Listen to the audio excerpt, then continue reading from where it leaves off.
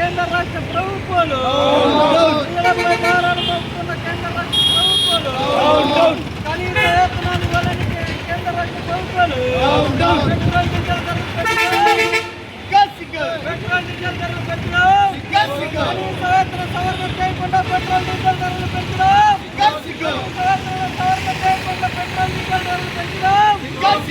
సవరణ చేయకుండా petrol diesel ధరలు పెంచడం సవరణ చేయకుండా పెట్రోల్ డీజిల్ ధరలు పెంచడం రాలు మోపుతున్న కేంద్ర రాష్ట్ర ప్రభుత్వాలు. ఈరోజు పెట్రోల్ డీజిల్ పెంచిన వెంటనే పెట్రోల్ బంకుల్లో ఎక్కడ చూసినా అక్కడ పెట్రోల్ లేని కొరత ఒకటైతే, మరొక పక్క కేంద్ర రాష్ట్ర ప్రభుత్వాలు ప్రజలను దోచుకోవడానికి, ప్రజలని నడ్డి విరగొట్టడానికి దగ్గర 13 రూపాయలు పెట్రోల్ మీద, దగ్గర 8-7 రూపాయలు డీజిల్ మీద పెంచడం దారుణమైనటువంటి పరిస్థితి.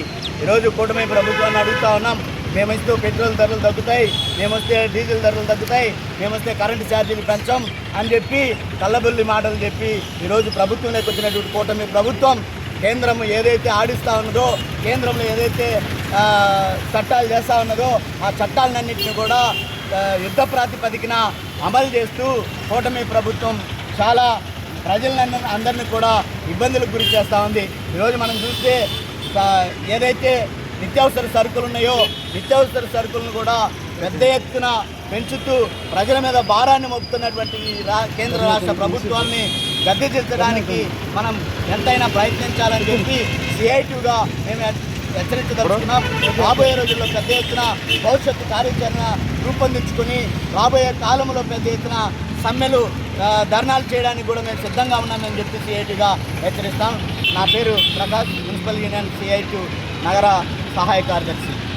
AP municipal workers and employees federation CITU నగర కమిటీ నుంచి ఈ రాష్ట్ర ప్రభుత్వానికి, కేంద్ర ప్రభుత్వానికి మేము హెచ్చరించదలుచుకుంటున్నాం. ఇప్పటికే అధిక భారాలతో, అధిక ధరలతో ప్రజలు అల్లాడిపోతున్నారు, కార్మికులు ఇబ్బందులకు గురవుతున్నారు.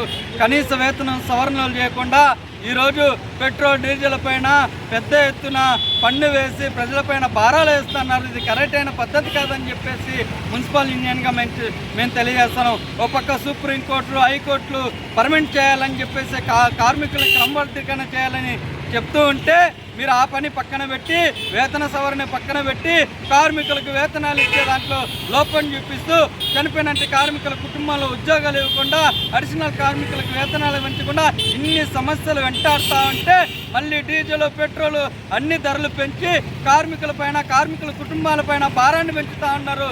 ఇది సరైన పద్ధతి కాదు.